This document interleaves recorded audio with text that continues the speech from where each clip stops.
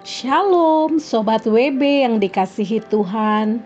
Renungan Harian Wanita Bijak pada hari ini, Jumat 25 Juli 2025, berjudul Kerinduan Orang yang Berkemenangan.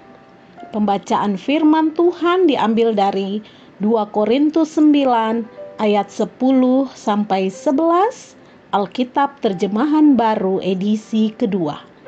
2 Korintus 9 ayat 10 sampai 11, Alkitab Terjemahan Baru edisi kedua.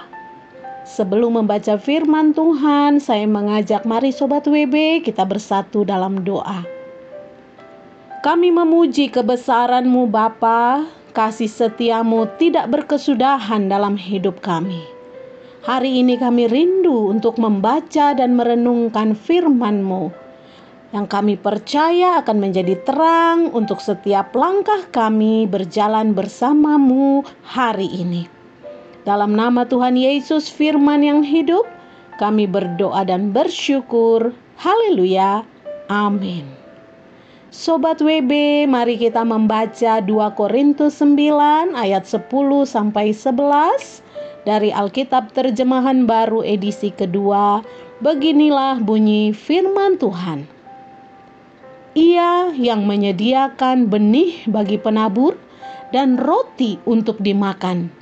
Ia juga yang akan menyediakan benih bagi kamu dan melipat gandakannya serta menumbuhkan buah-buah kebenaran-Mu. Kamu akan diperkaya dalam segala macam kemurahan hati yang membangkitkan syukur kepada Allah oleh karena kami. Sobat WB, demikianlah pembacaan firman Tuhan. Yang berbahagia adalah kita semua yang melakukan firman itu dalam hidup kita setiap hari.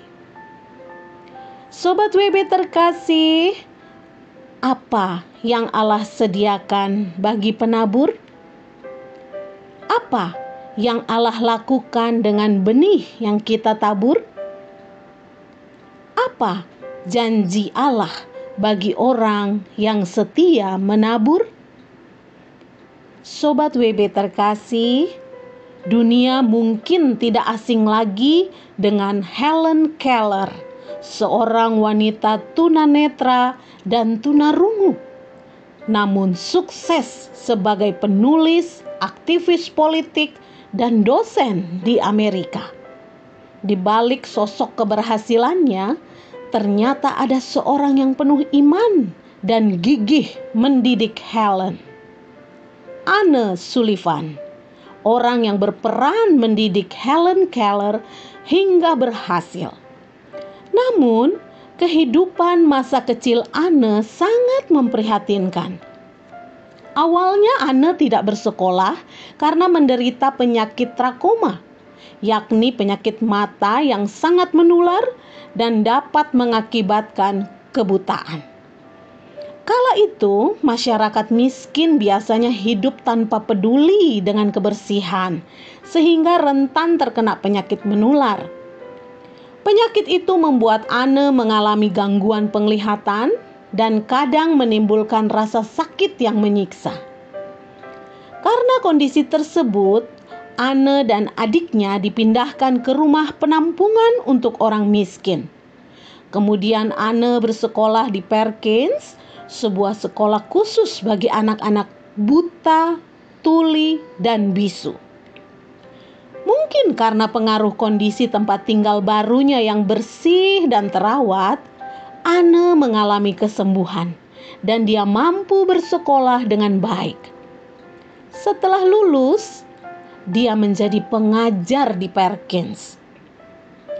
Sobat WB, kemudian Anne ditugaskan untuk mendidik Helen Keller, seorang anak perempuan berusia 6 tahun yang bukan hanya buta dan tuli, tetapi juga liar dan tidak bisa diatur.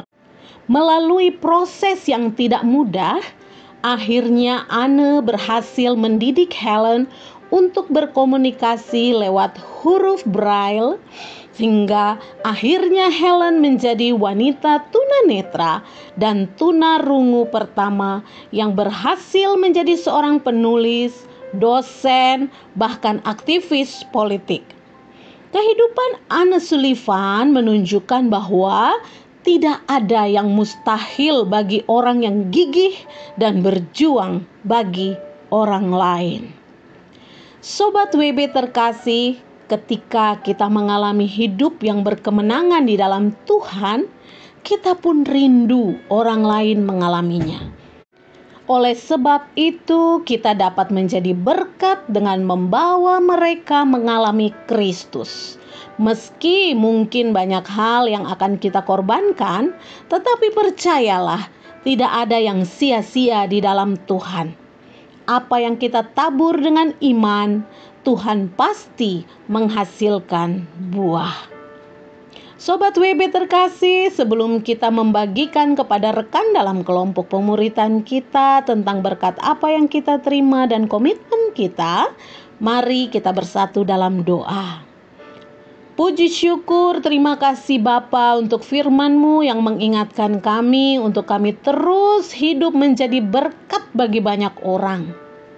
Kami mau berjuang dengan gigih, memiliki hidup yang berdampak dengan membawa jiwa-jiwa mengenal Kristus.